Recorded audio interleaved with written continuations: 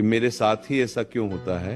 अगर हर दिन कोई ना कोई चीज टूट रही है तो जरा ठहरो, ये सत्संग पूरा सुनना, एक बहुत गहरी सच्चाई समझ लो। जो होता है वो अच्छे के लिए होता है। ये कोई दिलासा देने वाली लाइन नहीं है, ये जीवन का नियम है। सोचो, क्या तुम्हें सच में पता है कि कल क्या होने वाला है? नहीं। और जो भविष्य तुम देख नहीं सकते उसे ईश्वर देख रहा है। आज तुम्हें जो कष्ट लग रहा है वो असल में आने वाले सुख की तैयारी है। कभी ध्यान दिया है, जब बच्चा आग की ओर बढ़ता है, माँ उसे डांटती।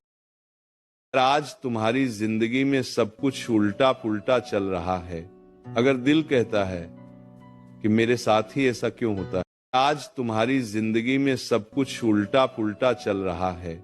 अगर दिल कहता है कि मेरे साथ ही ऐसा क्यों होता है, अगर हर दिन कोई ना कोई चीज टूट रही है तो जरा ठहरो, ये सत्संग पूरा सुनना, एक बहुत गहरी सच्चाई समझ लो। जो होता है वो अच्छे के लिए होता है। ये कोई दिलासा देने वाली लाइन नहीं है, ये जीवन का नियम है। सोचो, क्या तुम्हें सच में पता है कि कल क्या होने वाला है? नहीं। और जो भविष्य तुम देख नहीं सकते उसे ईश्वर देख रहा है। आज तुम्हें जो कष्ट लग रहा है वो असल में आने वाले सुख की तैयारी है। कभी ध्यान दिया है, जब बच्चा आग की ओर बढ़ता है, माँ उसे डांटती है, खींच लेती है। बच्चे को लगता है माँ बुरी है, लेकिन माँ जानती है अगर अभी नहीं रोका तो बच्चा जल जाएगा। ठीक वैसे ही ईश्वर भी तुम्हें कई चीजों से दूर करता है।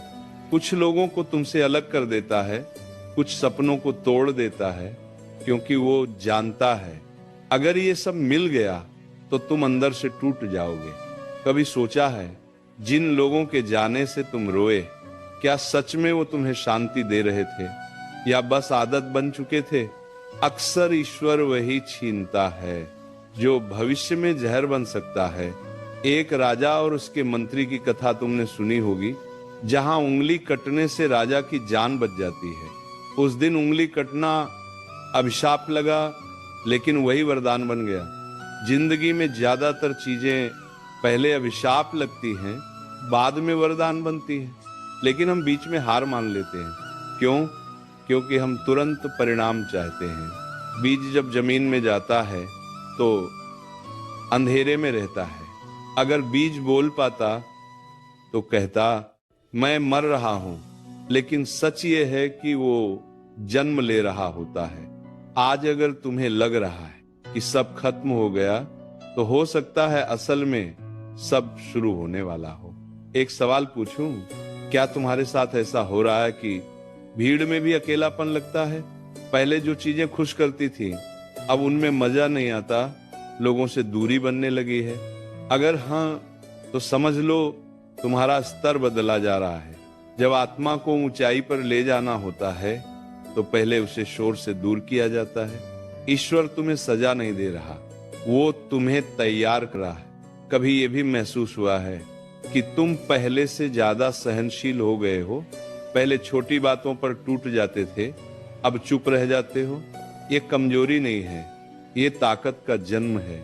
जो सहना सीख जाता है वही आगे चलकर संभालना सीखता है। और याद रखना, ईश्वर कभी खाली हाथ नहीं करता जब तक देने की तैयारी न हो। पहले वो हाथ खाली करता है, फिर उन्हें भरता है। कभी कभी रिश्ते टूटते हैं, कभी पैसे रुक जाते हैं, कभी रास्ते बंद हो जाते हैं, ताकि तुम्हारी नजर सिर्फ बाहर नहीं अंदर भी जाए। एक सवाल और, अगर सब कुछ हमेशा सही चलता रहता तो क्या तुम कभी भगवान को याद करते? दर्द इंसान को भगवान के पास लाता है, और भगवान के पास आने वाला इंसान कभी छोटा नहीं रहता। आज अगर तुम्हारा दिल भारी है तो खुद से ये मत कहो मेरे साथ बुरा हो रहा है, खुद से कहो मेरे लिए कुछ बड़ा तैयार हो रहा है। क्योंकि जो ईश्वर पर भरोसा कर लेता है उसकी कहानी कभी अधूरी नहीं रहती। ध्यान रखना, ईश्वर देर करता है लेकिन अंधेर नहीं करता। आज तुम बीज हो, कल पौधा बनोगे, परसों वृक्ष और एक दिन लोग तुम्हारी छांव में सुकून ढूंढेंगे।